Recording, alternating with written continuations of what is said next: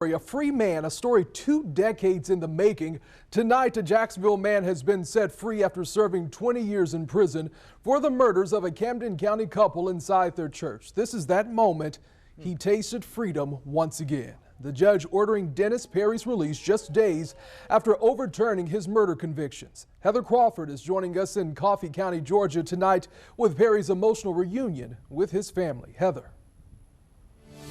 And Anthony, boy, was it emotional just watching him come out of that prison gate behind me today. Cheers and elation from his wife, from his relatives, from his attorneys who were all here waiting for him to be set free just a short time ago. You know, he married his wife while he was in prison, so this is the first time they've ever been together outside the confines of the prison wall. She told me that she brought with her today sweet tea and boiled peanuts for him to enjoy as they headed back to her house in Camden County.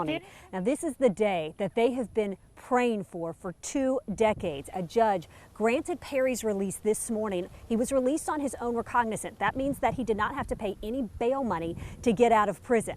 And he has always maintained his innocence ever since he was arrested back in 2000 for the 1985 murders of Harold and Thelma Swain. They were shot to death in a small Camden County church.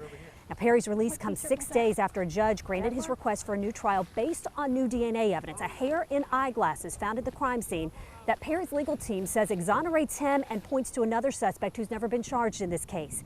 And Dennis Perry spoke briefly while taking pictures with his family and attorney right after he got released from prison. Take a listen. 2 years ago, I told my wife I was going to pray myself out of here. And that's what I've done. Because I asked God for some help. And He sent me 12 disciples. 12 people from your law firm. And then I had Jennifer. Jennifer kept fighting for me. I thank them all. She's going to go home now. And the Georgia Innocence Project and the law firm King & Spalding worked for years for this day to come to fruition.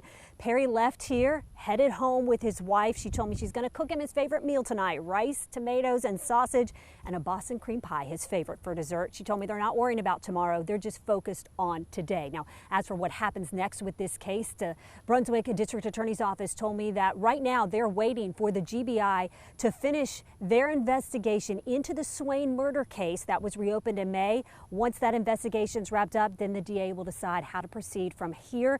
Perry's family, his attorneys, are hoping that the case will be dismissed and he will not have to have another trial. We're going to have more from Dennis Perry and from his wife on this emotional day here in Coffee County coming up tonight at 5:30. Live in Coffee County, Georgia, Heather Crawford, First Coast News on your side.